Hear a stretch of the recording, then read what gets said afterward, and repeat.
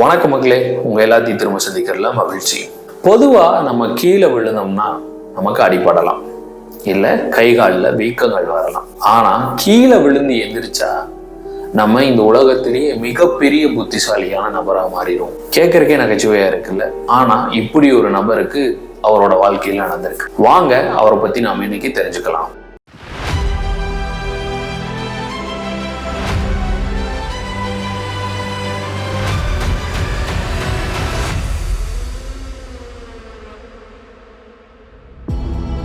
ஒவ்வொரு கேள்விக்கும் ஒரு பதில் இருக்கு.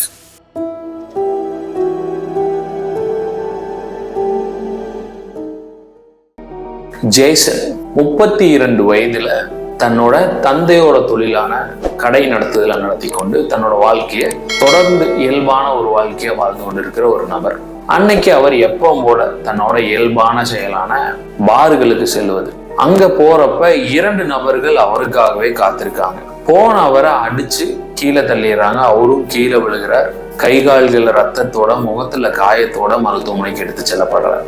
மருத்துவமனைக்கு எடுத்து சென்று அவருக்கு தேவையான சிகிச்சையெல்லாம் கொடுத்து அவரு நல்ல ஒரு தூக்கத்திலிருந்து அடுத்த நாள் எந்திரிக்கிறாரு. அவருக்கு வாழ்க்கையே வித்தியாசமா தெரிஞ்சிருக்கு. அவரு போற இடமெல்லாம் அவரோட பார்வையில வகை வகையான அளவுகளும் எண்ணங்களும் எண்களும் தெரிஞ்சிருக்கு. இதை பார்த்து அவர் ரொம்ப வியப்பாகிறார். சரி, இது ஏதோ மருந்து சாப்பிட்டங்காட வந்த பிரச்சனை போல, நம்ம எப்போ போல இருப்போம் அப்படின்னு முடிவுபடுத்திட்டு அவரு திரும்ப தன்னோட தொழில தொடங்க ஆரம்பிக்கிறாரு. நாட்கள் செல்லுது.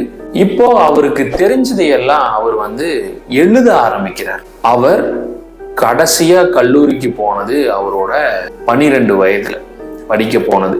இடையில படிப்பே தனக்கு வராது அப்படின்னு சொல்லி படிப்பை நிறுத்தின அவர் தன்னோட கடையில சுவத்துல ஜியோமெட்ரிக் வரையறாரு. பார்த்ததுக்கு அப்புறம் அவருக்கே ஒன்றும் புரியல. அப்ப அந்த இடத்துக்கு வந்த ஒரு சைக்கியாட்ரிஸ்ட், அவர் அதை பார்த்துட்டு, இது எப்படி இவ்வளவு தெளிவா வரைஞ்சிங்க, இவ்வளவு தெளிவா இந்த வட்டங்களை வரைகிறது மிக மிக கடினமான செயல் அப்படிங்கிறப்ப இவர் சொல்றாரு, எனக்கு தெரியல. அந்த சைக்கியாட்ரிஸ்ட் இவர்கிட்ட சொல்றாரு, நீங்க கணக்கு படிக்க ஆரம்பிங்க, உங்களுக்கு கணக்கு நல்லா வரும்னு நான் நினைக்கிறேன் அப்படின்னு அவர் சொல்றாரு. பிறகு அவர் அங்கிருந்த கம்யூனியல் காலேஜ், அதாவது இடைநிற்றல் இருந்தவங்களுக்காக நடத்தப்பட்ட ஒரு கல்லூரியில சேர்றாரு. சேர்ந்ததுக்கு அப்புறம் அங்க தனக்கு பாடம் சொல்லி தந்த வாத்தியார்களுக்கு கணக்கு சொல்லித்தர ஆரம்பிக்கிறார். அங்கிருந்த ஒரு நபர் தான் டேரன். இந்த டேரன் அப்ப ஒரு பெரிய விஞ்ஞானியா ஆகிறதுக்காக முயற்சி செய்து கொண்டிருந்தவர்.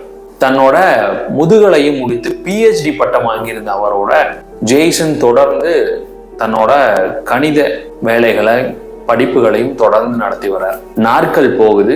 ஜேசன் சிறந்த ஒரு கணித மேதையாகவும் ஆகிறார். அப்போ டேரன் அவர் கூடயே பயணிச்சு அவரோட வாழ்க்கையை பத்தி முழுமையா படிச்சு அவர் ஒரு கட்டுரையும் வெளியிடுறார். அந்த கட்டுரையில தான் ஜேசனுக்கு அவன்ஸ் சிண்ட்ரோம் அப்படிங்கிற ஒரு நோய் இருக்கிறத கண்டுபிடிக்கிறார். அவர் அடிபட்டு எந்திரிச்சிருந்தப்ப மூளை தன்னோட சூப்பர் பவர் சிண்ட்ரோமை ஆக்டிவேட் பண்ணி விட்டுருச்சு.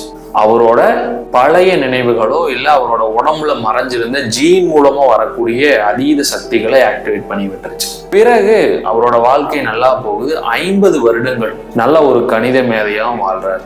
ஆனா டேரன் சொல்லாத இன்னொரு பக்கம், இந்த சிண்ட்ரோம் வந்தப்ப அவருக்கூட OCD போன்ற சில நோய்களும் வருது. அவர் இந்த அடிபட்டு தனக்கு பெரிய புத்திசாலித்தனம் வந்தது அப்படின்னு தெரிஞ்சதுக்கு அப்புறம் 4 வருடங்கள் தன்னோட வீட்டை விட்டு வெளியாகவும் வந்திருக்கிறார்.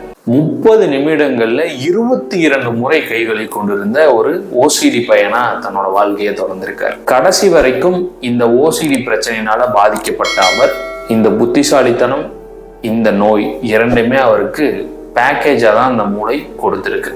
வாழ்க்கையில இப்படிப்பட்ட விசித்திரங்கள் எப்பவுமே நடக்கிறது உண்டு.